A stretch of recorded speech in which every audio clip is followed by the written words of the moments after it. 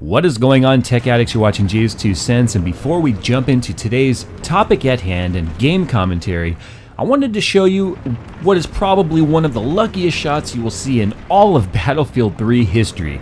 I was playing some Rush here on Karg Island, just doing a little bit of tanking, and I was engaging this chopper here, and well, we'll just go ahead and let the video speak for itself.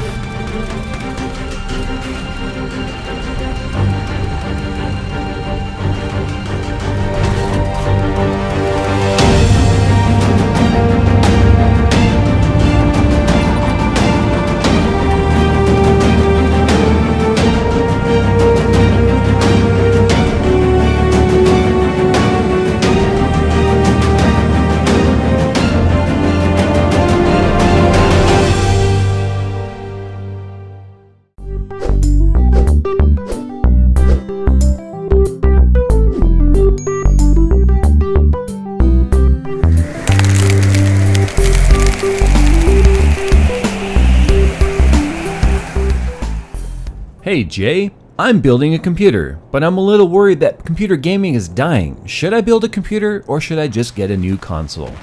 This is a question that I'm getting every single day over and over again from people that are on the verge of building their first PC, but they're afraid that PC gaming as a whole is dying. Well guys, I'm here to tell you that without a doubt, computer gaming certainly is on a decline. But let me digress just a moment. PC gaming is one of those things that people have been speculating and saying that computer gaming is over, it's dead, it's obsolete, it's just a big giant dinosaur on your desk, and eventually there won't be any games for it. People have been saying that for 20 years. But now the reality of it is that yes, computer gaming is on a decline. Major manufacturers would tell you that every single day there are less people buying computer components than the day before. Now, does that necessarily mean that computer gaming is dying? I don't believe that that's true. I don't believe computer gaming is dying simply because games are always going to be developed on computers. And I just want to pause real quick and say that you have to admit that that was an epic fly under that pipe right there, ducking under that thing and not crashing. So give me a little bit of props to that. But then, of course, you know, I did this, so whatever. It was still cool, I think. But anyway, back to the topic. Computer gaming is always going to be around, in my opinion, because a computer system is what the games are being developed on. It doesn't matter if it's for the Xbox or the PlayStation, or for your tablet, or for your iPhone, your Android. The main device that developers use are computers. And a lot of devices that people are using is actually a Mac, but I digress. Computer gaming is one of those things that would always be able to be around by default. Now, a lot of people will argue about the optimization of computer gaming versus consoles, and that would be very true. Consoles are a lot more optimized for the user experience than a computer is. There are so many variants in computer builds, it's impossible for developers to build for every single computer component and scenario out there in the market. But that's not going to stop them from developing games for computers, especially when it's low-hanging fruit for sales, and the fact that the game is already developed for the console and it requires a very small and easy port to PC.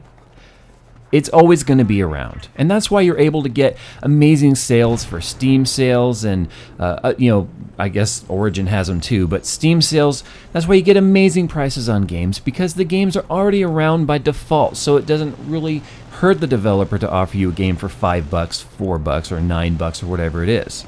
So it's always going to be enticing to people like me who just take pride and ownership in the fact that I'm a PC gamer. Doesn't have anything against consoles, I own consoles, but PC gaming is my preferred platform. And because of that, it makes me proud that as people say, well no, PC gaming is dying, and I'm sitting here telling you, no, it's not, it's on a decline, it's not dying. People have been telling me for 20 years that PC gaming is dead, and it's absolutely pointless. But check it out, here we are, Battlefield 4 launching, you got Battlefield 3, which was a huge success, you've got, you know, it's a big deal when you build your first computer and you go and you experience your first Steam sale. It's very exciting.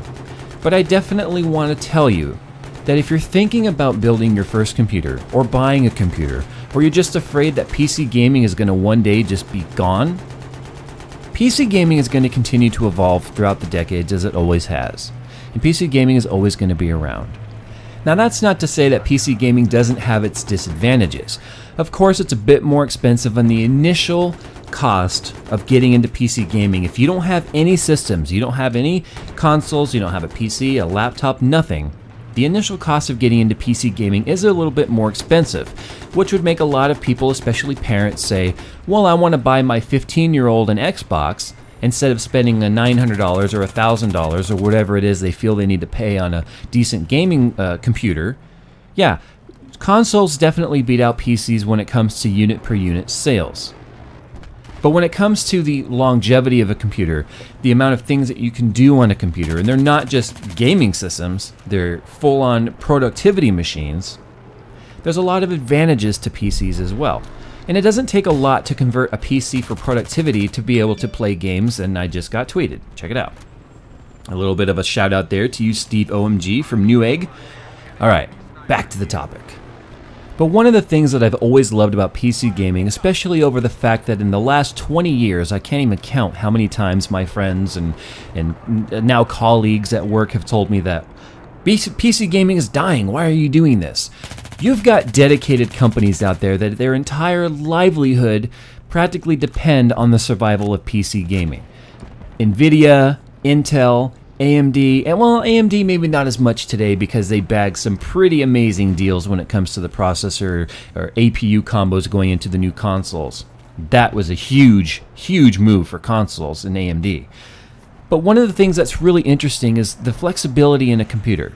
So you've got a company like Nvidia that's been able to find a way to integrate these new technologies that have been replacing computers like your Android device or your handheld tablets, and now finding a way to integrate them together to where you can do PC gaming on a handheld device wirelessly. That's a big deal. That's a huge technology move for the industry. And whether or not it's something that I agree with or that I like, I'm not personally a fan of the Nvidia Shield or the Nvidia Grid, but I can tell you that it opens up a lot of doors for the future in cloud-based gaming. So it keeps PC gaming alive, and it keeps both parties happy. You've got your Android device and your handheld device, and you're playing your PC game while mobile.